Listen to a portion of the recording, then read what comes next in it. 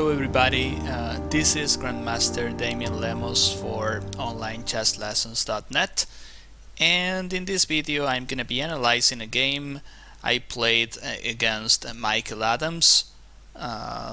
This was played 2 years ago in Gibraltar Masters. So, well, as you know, Grandmaster Michael Adams, he's a well-known Grandmaster. So this was a big challenge. Let's see the game.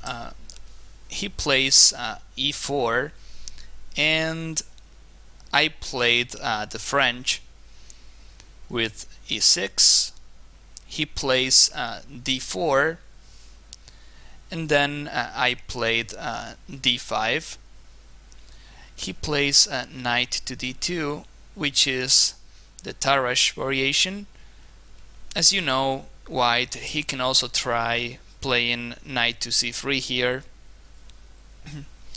which is also defending the e4 pawn, and he can also try playing e5, which is the advanced variation.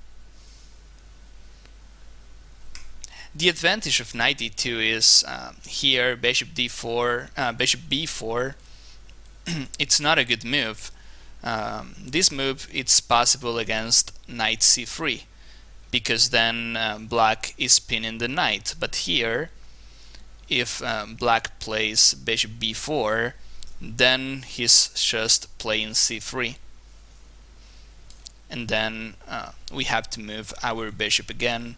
There's no pin here, so white, it's better. So knight to d2, and here I decided to play c5.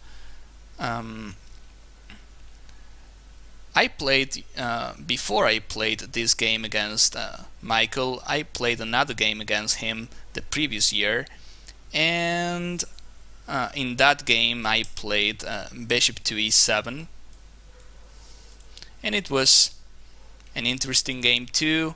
I lost that game, so this time I decided to improve, playing c5. I think this is probably one of the best lines for black. I feel we have a lot of equalizing chances here. So after c5, he takes. I take with the queen, because if I take with the pawn, then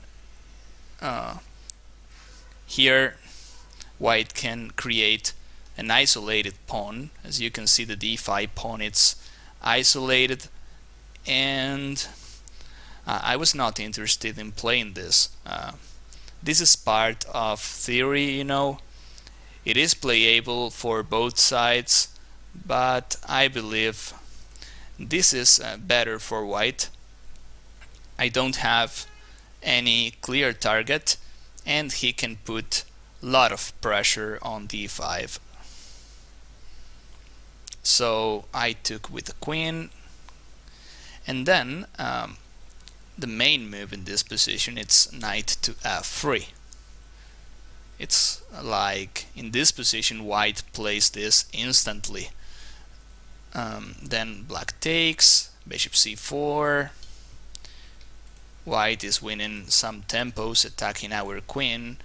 I was trying to play queen d6 here, although queen d7 and queen d8, they are also possible, but my idea was playing queen d6, then he castles, I'll play knight f6, knight to b3.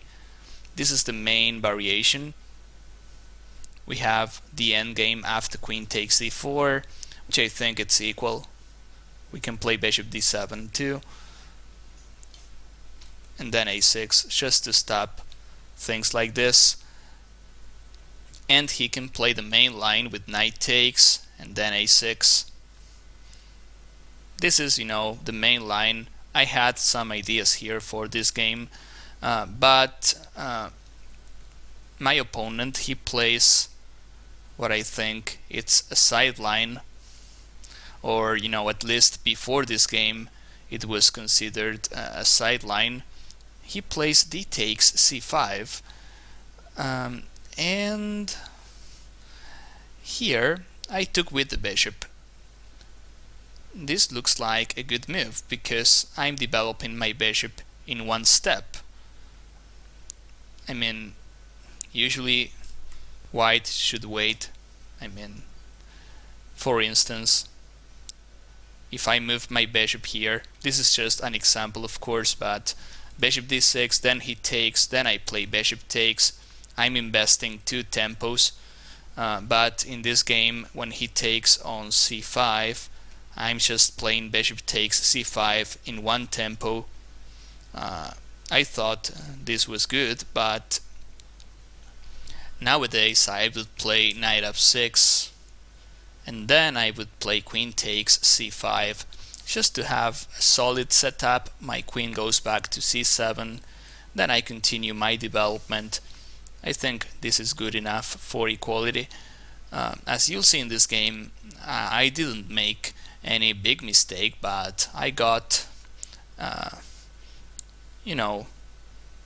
I got what I think it's a solid position, but white was better. So I played bishop takes c5, then he plays knight to f3, I played knight to f6, which makes a lot of sense. Bishop c4, winning a tempo and attacking my queen. And I decided to play queen c6. Well, at this point I wasn't aware of theory. Before the game I spent a lot of time analyzing the main variation with knight f3, but not this sideline with d takes c5, so I was quite unprepared here. So I was just trying to use logic and play solid, and for some reason I played queen c6. After the game I saw Ivanchuk played this too, so it should be interesting. Maybe queen d8, and then I can try castling too. There's no big difference. I can queen c6, the queen, it's going back to c7 anyway. And in some variations we are attacking this bishop too.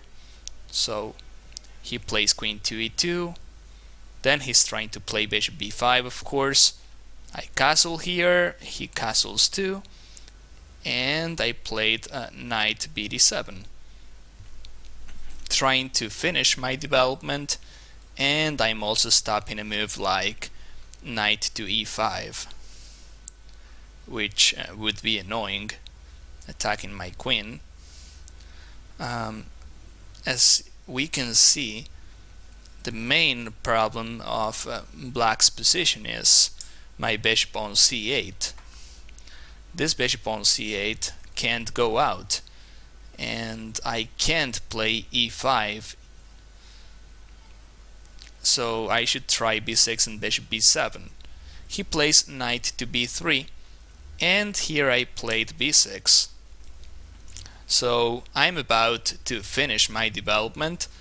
Problem is he's gonna take my bishop on c5, and then white he's gonna have the bishop pair, which is a big advantage, of course, especially in this open position.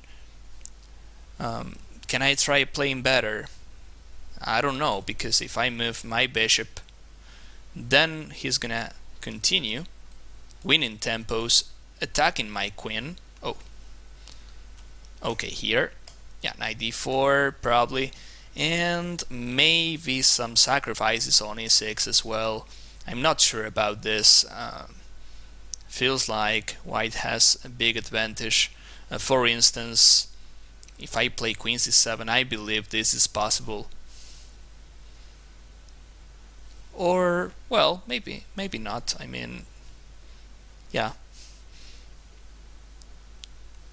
Well, maybe not now, but the e6 square looks quite weak. I'm losing a lot of tempos, moving my queen. He can play knight b5 probably, followed by bishop f4. Maybe in some variations knight f5 works too, as my bishop on e7 it's hanging.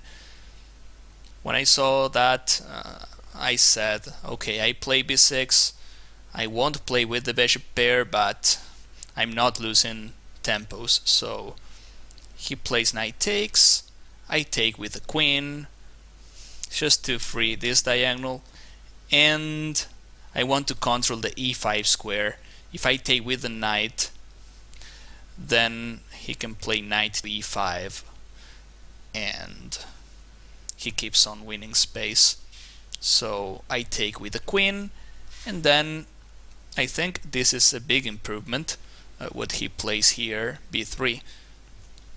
The most, the natural move here is bishop to e3, attacking my queen, and he's also developing. But after queen h5, then I can play bishop b7 probably. I have some decent chances at kingside. The bishop on e3, it's not doing much. So when he plays b3, we can see that this diagonal is powerful. It's much better than the other one. From b2 the bishop it's quite strong, and I can't get rid of it. I'll have to deal with this, a1 h8 pressure. So I play bishop to b7, he plays bishop to b2, and in this position I was considering, apart from rook fd8, which is what I played, bishop takes f3 looks interesting. I know I'm getting rid of my bishop pair. I'm, offering the other bishop. After queen takes, I can try knight to e5, and if black, if I trade some pieces off, my equalizing chances are higher. But he plays queen c3 here, and after knight takes c4 he plays this, and we are in big trouble here. We can't defend our king, and after c6 our dark squares are weak too. So, well, not to mention we are losing the knight. So when I saw queen c3, I realized it, I was in trouble, because at this level 2 bishops against 2 knights is not a win yet, of course, but it is a big advantage, especially against such a strong opponent, right? So I didn't take on f3. I played rook fd8. He plays rook fd1 and knight to f8. I'm trying to improve my knight. As you can see, I have some ideas here at kingside, and if he takes on f6, he's destroying the pawn structure, but feels like we can try attacking on the c file, knight c6, and then our king is well protected.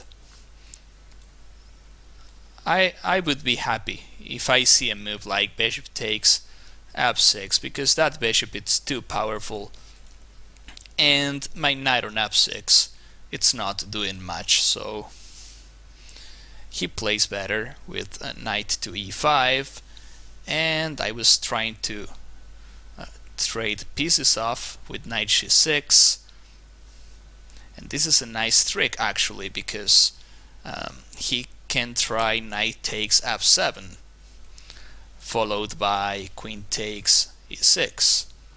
That looks winning actually, but I saw the in-between move queen c6. We have a big threat here on g2. It's mate. When he stops this, then we take, and the thing is, e6 is well protected by the queen, so queen c6 was a nice trap, but it's only a trap, of course. White plays better with knight takes c6. I take with the h-pawn and queen e5. Well, my opponent, he's known to be a strong positional player, and it makes a lot of sense here to trade queens off. He's got the bishop pair and a better pawn structure. If he plays the endgame, he has the advantage, and without queens there's no risk of losing, in my opinion, for white. Anyway, I decided to take, because if I played queen c6, I saw f3, and again these two guys here, it's so annoying. Those bishops, you know, queens on, he'll probably have some attacking chances too. I decided to take on e5, and after bishop takes, I played the active knight to d5. So far, that position looks a bit better for white, but after rook d2, here I made what I think it's probably a big mistake. I played f6, and here after rook takes e1, rook takes e6, this endgame I think it's drawish. I don't see much here, so this was a nice variation, of course, and it was probably a good way to equalize as black. As I said, f6, it's probably a big mistake here. He plays the simple bishop d4, king f7 makes sense, and after a4 he's creating weaknesses at queenside already. I'm missing the other bishop here, by the way. I decided to play knight to b4. I'm creating a threat here, which is knight takes c2, or probably rook takes d4 sometimes, followed by knight takes c2. He plays rook a d1, and here again I make I play this move, which is a big mistake too. Bishop to d5. I'm trying to trade some pieces off, but it's not the best way. After bishop c3, I'm in big trouble. My bishop on d6, it's under a pin. He's attacking the knight on b4, and this knight on b4, it's the only one defending d5. I mean, successfully. So here, this is the move I missed in this position, bishop c3. I should have played something else. It's not clear what, but maybe rook c8. He's gonna play a5 anyway one day. This position is tough to play as black. I don't think we're losing, but again, that bishop pair, it's too powerful. So I just wanted to trade pieces off. After bishop c3, I don't see any good move for us. For instance, okay, I played knight takes c2, but if I play, let us say, knight c6, first of all, white can try winning a pawn if he plays bishop takes d5, but this is probably a good idea too. Well, he could try getting some material. Yeah, if rook takes, then bishop takes, and bishop takes e6. Yeah, maybe king e7 here. I'm surviving, so yeah, there's no point in playing this. well, he can just take maybe, and then he can play rook takes d5. He's playing an endgame with the bishop against the knight, plus the extra pawn. This is a big advantage, of course. So I decided to play knight takes c2 because I knew the bishop pair was too strong, and if I played that endgame being down a pawn, I was probably losing. So I decided to play this active variation. Let's see what happens here. If he takes on d5, I can take with the rook, and then he can't take my knight because I take the rook on d1. If he takes, I'll take, rook takes, and here, you know, we have an endgame, but white doesn't have an extra pawn like the previous variation. So when I take on c2, bishop takes d5, it's not a big deal. If he plays rook takes d5, which is aggressive, I can take, and after bishop takes, I can play king f8. For instance, the bishop is under a pin, bishop b4 check, it's not possible because I have my knight on c2 guarding that square. I believe here black is fine with the extra material. My opponent plays bishop to a6, and then my bishop on d5 is still under a pin, rook takes c2 becomes a threat, and my knight can't run away.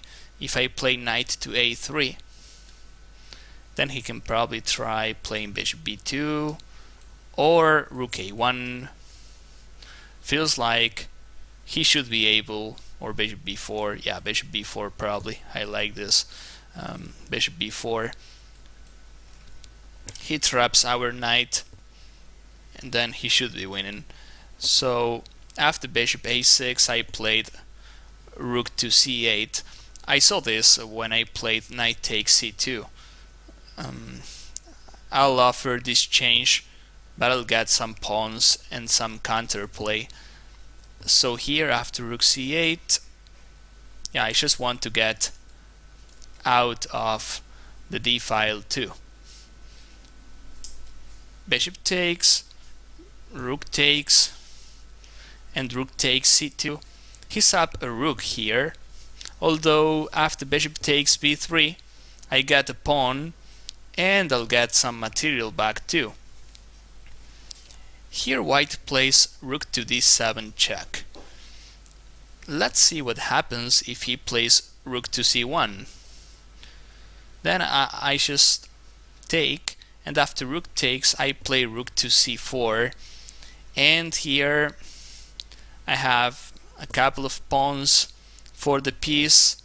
I'll probably get the a4 pawn as well, and the thing is, his rook it's not active, he's under a pin.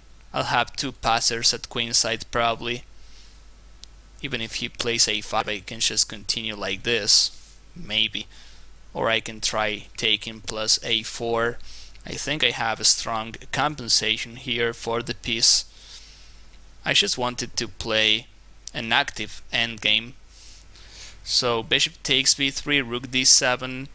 I have to play king to e8, and then this is powerful, getting rid of the pin. Unfortunately, I can't take the bishop because he plays this, and then he continues with rook d7, and it's mate. So here I had to play bishop to d5. He plays rook takes a7. Again, if he takes on d5, trying to get his piece, his extra piece, feels like black has a strong initiative here with those two passed pawns at queenside. So he plays rook takes a7, but then I can take on c3. I threat mate on c1, and I'm down this change. But my bishop on d5, it's solid, it's well protected, and I can create some counterplay here. It's not an easy win yet. He plays h4, I play king f8 to protect my c7 pawn. Rook d4, king c8. Of course I wanted to improve my king and probably play something like c5 here to get rid of my doubled pawns. Rook b4, king here. There's not much I can do to defend b6. If I play rook here, he can just play rook a6 and he's getting my pawn anyway. Would be much easier if these two pawns were out, but yeah. Here he plays f3 first, which is good. Taking on b6, I guess it is possible. Maybe I can try checking, or well, I can try taking on h4 too, I guess. Yeah, this is probably better. Maybe rook here, trying to take on h4. If he plays c3, then I mate him with rook c1 and rook h1. So, you know, he'll take the b6 pawn later. There's no rush. When he plays f3, he's blocking my bishop on d5, and this is much better. I play rook c2, rook a6. Yeah, he's gonna take on b6 with the other rook, so he stops rook c4. I play king h6, rook takes b6, c5, rook here, f5, and then rook d4. This is a trick, of course. He wants to take on d5 as my king is under a pin, but I play c6. This endgame should be won for white. However, I have a solid position. As we said, my bishop on d5, it's doing okay. You know, e6 and bishop d5, they are defending each other, so I believe this passed pawn should decide the game. It's not easy though, as we said. Rook a2, a6, king h5. I was able to create some counterplay in this game by playing c5 and c4, and my rook on a2, it's well placed. In endgames, you have to know activity, it's very important. Sometimes it's more important than material. King f1, c5, king e1. Yeah, I won't take that pawn. If I do, then he can try playing like this in a lot of variations. Probably he can take first, and then rook a4. I can't stop that pawn, so I played f4, rook d2, rook a1. Well, we see a repetition here, but he's gonna play for a win with king f2, and after bishop c4 I threat mate on f1, and I also take the a6 pawn, so he has to play this c4 check. I take, king takes, and then rook takes a6. Well, I got the pawn. At king side we have 1 against 2. I believe this should be an easy draw. For instance, if white trades rooks here, then this is a draw. It's a clear draw. But when he keeps rooks on board, it's not that easy because my king is on h5. It's not well placed. Could be under a maiden net, you know, if he plays rook c8 and rook h2, things like that. That is why I played king g6. Feels like if I play king f6 and somehow I keep a solid position with all my pieces protected. I should be able to hold this. He keeps trying. Rook g8, king f6, rook d7, and here I made another mistake. I play bishop d5. I believe we were close to the time control here. Bishop d5, it's a bad move, because when he plays rook f8 and rook f7, then he's entering my position. This is what happened in the game. But if I play, instead of bishop d5, if I play e5 here, the key is my bishop is guarding the key squares, my rook it's also helping. This should be an easy draw. I can play rook e6, rook f6. He can't check me on g8. This was a big improvement. I played bishop d5, and after this I'm probably losing again. Rook f8, king g6, rook f7. Now I play d5, but it's late. He plays rook f5, and here we have this position. I'm about to lose the g5 pawn and probably the e5 pawn also. We have a lot of possible drawish endgames, but since white has a pawn, our drawing chances are less. I can't get rid of my e5 pawn either, because if I play e4, he'll just take my bishop on d5. So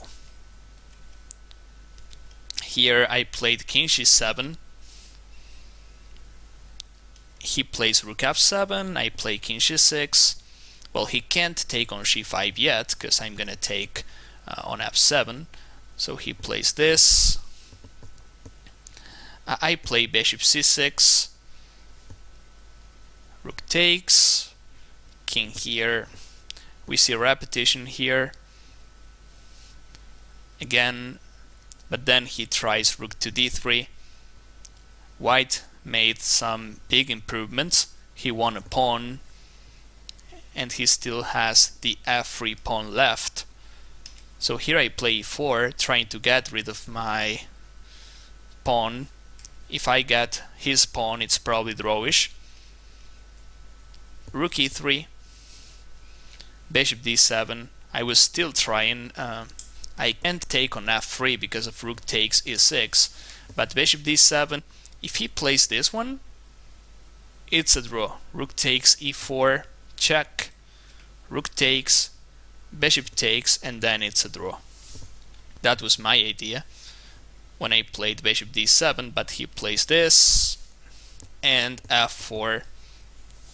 I have a lot of checks with my rook here, but they are not dangerous for white. After rook e5, king h4, rook e8, king c3. I'm still trying to hold this, but his rooks are just too powerful. I play rook e6, trying to stop this. He plays king f2. Some more steps, and then he's gonna take the e4 pawn. Rook d6, rook a5, bishop c6, rook b5. There's nothing I can do here as black. I have to just wait. So here he makes that mistake, I think. It's not easy to see this, of course, but f5 allows a nice combination. We'll see. He should have played something else, maybe not king e3 right here, because I can play rook d3 check, but little by little he can try improving his position, maybe trading rooks off somehow, maybe like this, rook a4, rook b4, and then rook b6. Still not clear, but f5 looks an easy win. He wants to take the e4 pawn. I played king c5, king to e3. He's taking the e4 pawn, and after that looks like black is losing. But I saw this when he played f5 actually. King takes e4, and here black can save himself by playing rook takes f5. Of course, bishop takes f5, it's just losing. After rook takes, we are just down a rook. But rook takes f5, it's different. He has to take. And then I play king c4. He's under a pin, and he can't get rid of this pin successfully. If he moves the king to e3, I take the rook. Same goes for king d4, king d3, king e5 or king d5. If he moves the king, then I take the rook on f5. We get king and bishop against king and rook. That is a draw. And if he moves the rook, for instance, I'll never take on f5 because then he takes my bishop. But I'll play bishop c6. The pin is still there, and he can't improve. If he moves the king, I'll take the rook. If he moves the rook somewhere else, I'll take the rook on f5 too. If he keeps on moving the rook, I'll just keep on moving my bishop. He can't get rid of this pin successfully, so that is why he played king e5, and then I play bishop takes, and here after 5 or 6 moves it was a draw. But as you know, king and bishop against king and rook, it's completely drawish. So let's see the remaining moves where it's a nice idea to put your bishop, far away from your king just in case. And here I'm coming. This is theory, this endgame. If you place your king on h8 and your bishop close to your king, that is considered the best defense here. I got that here. When I play bishop h7, I offered the draw, and he took it. So this game was a big achievement for me. I was lucky to get the draw here. I didn't play a good middle game, especially when I missed this knight b4, and that f6 was also a bad move. But I found a nice combination to hold with one bishop against two rooks. And well, I hope you enjoyed this, and I'll see you in future videos. Thank you.